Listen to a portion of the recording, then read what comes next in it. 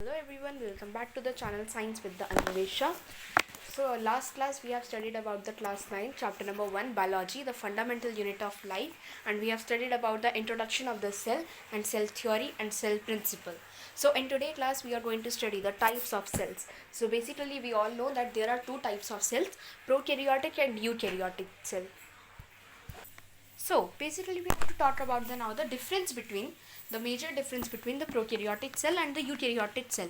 So here pro means primitive. Pro means primitive. The word which is prokaryotic, if we divide the words, karyotic means cell and pro means primitive. Primitive मतलब पुराने ज़माने का, यहाँ पर pro मतलब वो PUBG वाला pro नहीं, प्रिमिटिव पुराना. और इसमें मेम्ब्रेन बाउंडेड ऑर्गेनलीज एब्सेंट होती है. Membrane bounded organelles absent. Unicellular और मल्टीसेलर ऑर्गेनिजम्स होते हैं, उसमें से यूनिसेलर ऑर्गेनिजम्स इसमें प्रेजेंट होता है. और अब तक जो हमने पढ़ा है, हो सकता है कभी किसी ने तो सुना हो कि जो प्रोकैरियोटिक सेल है उसमें न्यूक्लियस नहीं होता. ये बहुत बड़ा मिथ है. प्रोकैरियोटिक सेल में न्यूक्लियस होता है, पर वो एक अनडिफाइंड रीजन होता है. The undefined region which is known as nucleoid present in prokaryotic cell.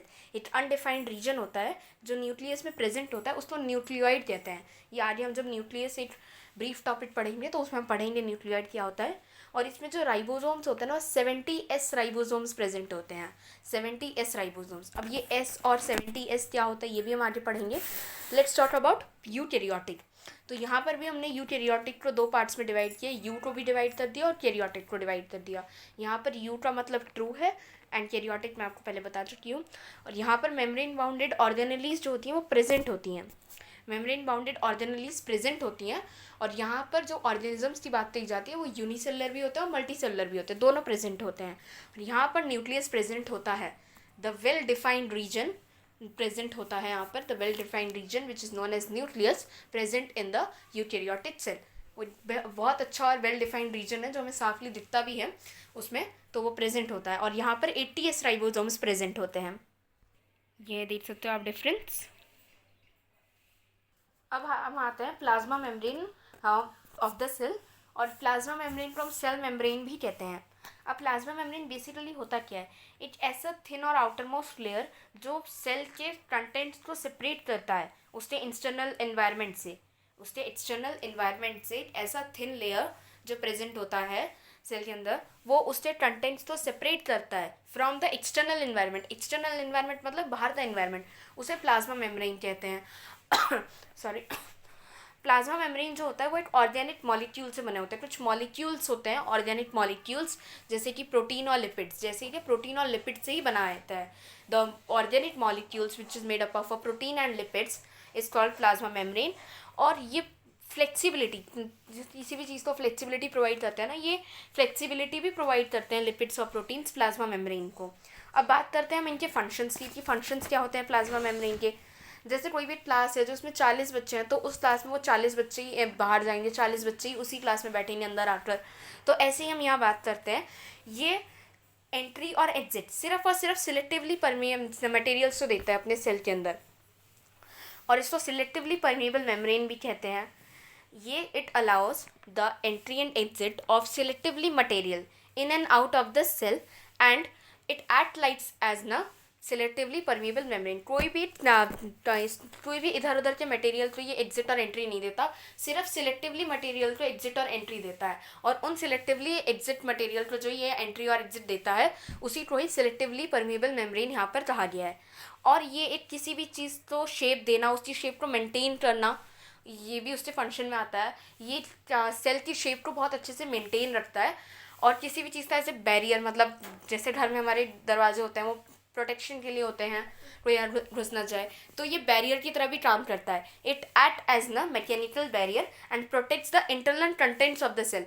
External मतलब बाहर के कंटेंट्स, इंटरनल मतलब अंदर के कंटेंट्स. तो ये एक ऐसे बैरियर की तरह काम करता है, ऐसा मैकेनिकल बैरियर जो उसके जो अंदर के जो इंटरनल कंटेंट्स होते हैं उनको प्रोटेक्ट करता है. और इसका एक बहुत अच्छा एग्जाम्पल कह लो, फंक्शन कह लो, वो ये है जैसे कोई भी फ्लेक्सिबिलिटी ऑफ सेल मेम्ब्रेन जो होता है ना, वो सेल को इनगल्फ कर लेता है. इनगल्फ मतलब किसी भी चीज़ को अंदर लेना अदर मटेरियल्स का. एक्सटर्नल इन्वायरमेंट से। उसी प्रोसेस को यहाँ एंडोसाइटोसिस भी कहा गया है। जैसे कि अमीबा जो फूड है वो एक फिंगर लाइक प्रोजेक्शन होता है पीसोपोडिया, उससे लेता है। तो यहाँ पर ये उसका एग्जाम्पल है, ये आप देख सकते हो। यहाँ पर ये वो सारी चीज़ें लिखी है जो मैंने अभी आपको बताई हैं। अब बात करते हैं ट्रांसपोर्ट सब्सटेंसेस की जो सेल मेम्ब्रेन के अंदर होते हैं। हमारा इसमें एक आता है डिफ्यूजन और एक आता है ऑस्मोसिस। अब डिफ्यूजन क्या होता है? डिफ्यूजन मतलब एक ऐसा process from the higher concentration to a lower concentration with the help of a CO2 and O2 is called diffusion. The movement of a molecules from CO2 to O2 with a higher concentration to a low concentration is called diffusion. एक CO2 और O2 का movement एक higher concentration से लेके एक lower concentration पर आना, इसी को ही डिफ्यूजन कहते हैं। और ऑस्मोसिस, और एक पार्ट मैंने बताया था ऑस्मोसिस ये होता है the movement of a water molecules from a higher concentration to a lower concentration through a selectively permeable membrane is called osmosis. Water molecules का मूवमेंट हायर कंसंट्रेशन से लेकर लोअर कंसंट्रेशन तक में जाना, और वो भी एक selectively permeable membrane. Selectively permeable membrane क्या होता है वो हमने अभी लास्ट में ही पढ़ा ही है, जस्ट इससे पहले वाले टॉपिक में। तो सिलेक्टिवली परमेबल मेम्ब्रेन के थ्रू वो वाटर मॉलिक्यूल्स तो मूव करना यहाँ पर ओस्मोसिस कहा गया है।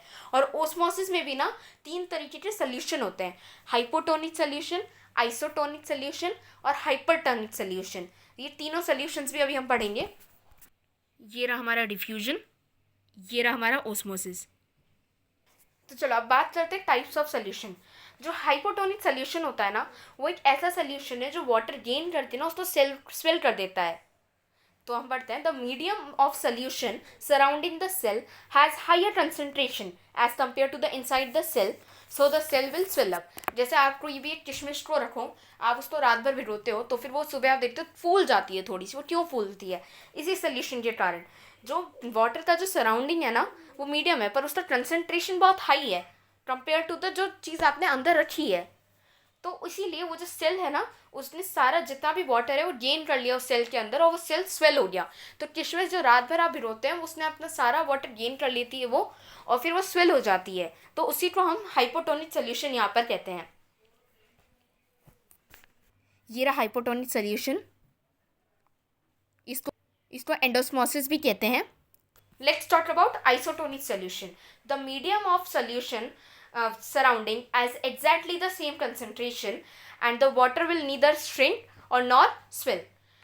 अगर जो भी सोल्यूशन का सराउंडिंग का जो मीडियम है उसका कंसंट्रेशन बिल्कुल सेम हो, ना तो वो सेल फूलेगा और ना ही वो सिकुड़ेगा। सिकुड़ेगा मतलब श्रिंक होना, और फूलना मतलब स्वेल होना। ना तो वो स्वेल हुआ ना ही वो श्रिंक हुआ। तो उसी प्रोसेस को यहाँ पर आइसोटोनिक सोल्यूशन कह दिया गया है। ये रहा आइसोटोनिक सोल्यूशन। अब आती है हाइपरटोनिक। अब हाइपोटोनिक और हाइपरटोनिक में बहुत बड़ा कन्फ्यूजन आता है। जो देखो जो हाइपो ऐसे आप याद कर लो, हाइपर और हाइपो और हाइपोटोनिक को। हाइपो मतलब स्वेल होना, हाइपर मतलब श्रिंक हो जाना। तो अभी हम हाइपरटोनिक सोल्यूशन पढ़ने वाले हैं।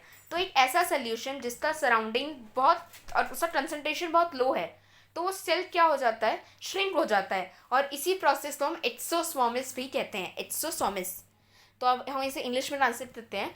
The medium of solution surrounding the cell has the lower concentration of water then the cell, then a cell placed in a hypertonic solution get shrink.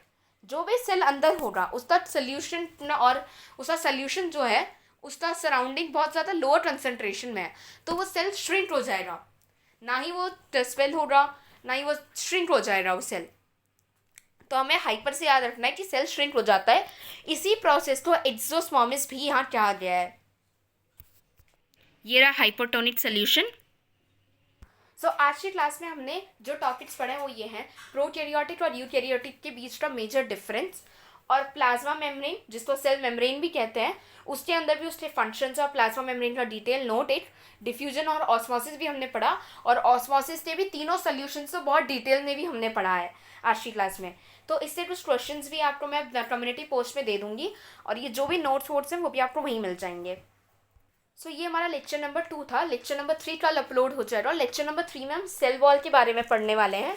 Cell wall और functions of a cell wall, और nucleus जो मैंने आपको prokaryotic और eukaryotic में ही बताया उसका एक ब्रीफ और डिटेल एक्सप्लेनेशन न्यूक्लियस का, वो पूरी वीडियो मैं अपलोड कर दूंगी कल। So thank you. और आपको कम्युनिटी पोस्ट पे आपके सारे नोट्स भी मिल जाएंगे।